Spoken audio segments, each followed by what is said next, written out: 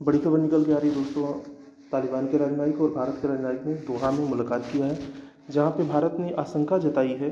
जो भारत की आशंका है उन्होंने तालिबान के सामने व्यक्त किया है और उन्होंने कहा है कि हमें जो आशंका है पाकिस्तान के साथ होती हैं आतंकवाद को लेकर के, सुरक्षा को लेकर के, अल्पसंख्यकों की सुरक्षा को लेकर के, वही आशंकाएँ हम आपके सामने व्यक्त कर रहे हैं, क्योंकि हमारे सामने ये बहुत बड़ी चुनौती है आतंकवाद। तो उन्होंने तालिबान ने भरोसा जताया कि हम इस पर काम करेंगे और ऐसी समस्या आपको आने नहीं देंगे, लेकिन आगे क्या होता है देखना है। दूसरी जो खबर निकल के आ रही है वो कि करीब 40 आतंकवादी को पीओके में प्लांट कर दिया गया है, जो भारत के कश्मीर में हमला करने की फिराक में है। ISIS के आतंकी और आपका अलकायदा के आतंकवादी हैं जिनको प्लांट किया गया है वहाँ पे, और ये सारे आतंकवादी मिलकर के भारत में हमला करने की फिराक में हैं। इनको तालिबान ने ट्रेनिंग दिया है। तो ये तो बहुत ही बुरी खबर है दोस्तों। तीसरी जो खबर निकल के आ रही है कि रमीज अल बलोच जो अफगान के UN प्रतिनिधि हैं, उन्होंने कहा कि अफगानिस्तान में खाद्यान्न संकट उत्पन्न हो गया है। ये खाद्यान्न संकट तालिबान के कारण हुआ है। अगर तालिबान युद्ध न करता तो ये खाद्यान्न संकट कभी उत्पन्न नहीं होता। उन्होंने कहा कि हमारे देश में अभी 7 दिन से भी ज़्यादा समय तक का खाना नहीं है, मतलब खाद्यान्न नहीं है जो लोगों को हम उपलब्ध करवा सकें। उन्होंने UN में अपील की है कि अफगानिस्तान में इस खाद्यान्न संकट को दूर करने के लिए उसको उपलब्ध कराने की कोशिश किया जाए, जिससे हमारे देश के लोग भूखे न मरें। आप जानते हैं कि अफगानिस्तान में कुपोषण के शिकार बहुत सारे लोग हैं। चौथी जो खबर निकल के आ रही है वो तालिबान से निकल के आ रही है कि तालिबान ने पंजशीर को चारों तरफ से घेर लिया है। तालिबान पूरी जोर शोर के साथ पंजशीर की नॉर्दर्न अलायंस सेना से लड़ रहा है और नॉर्दर्न अलायंस भी अपने पूरे जोर शोर से तालिबान के खिलाफ लड़ाई लड़ रही है। हालांकि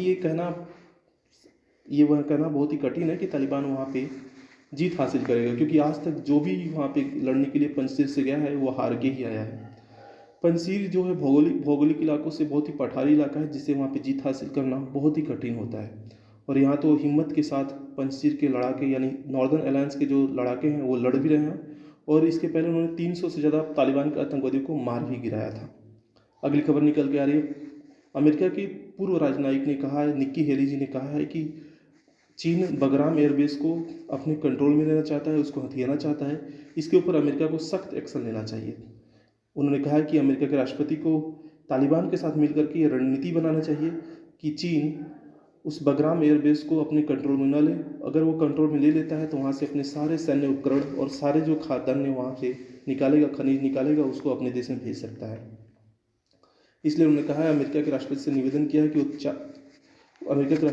किया है कि वो भारत और जो भी उनके मित्र देश हैं, जैसे इजराइल हो गया, जापान हो गया, तुर्कमेनिस्तान, कजाकिस्तान हो गया, उनके साथ अच्छे संबंध बना के रखें और उनके जो वहाँ पे निवेश किए गए हैं उन निवेश की भी रक्षा करने के लिए तालिबान से बात करें। और ये आने वाले समय में बहुत ही ज़रूरी भी है, क्योंकि भारत ने वहाँ पे बहुत ही ज़्यादा निवेश कर रखा है। इजराइल में भी निवेश किया है, और भी देश हैं जिन्होंने बहुत सारा निवेश अफगानिस्तान में किया हुआ है।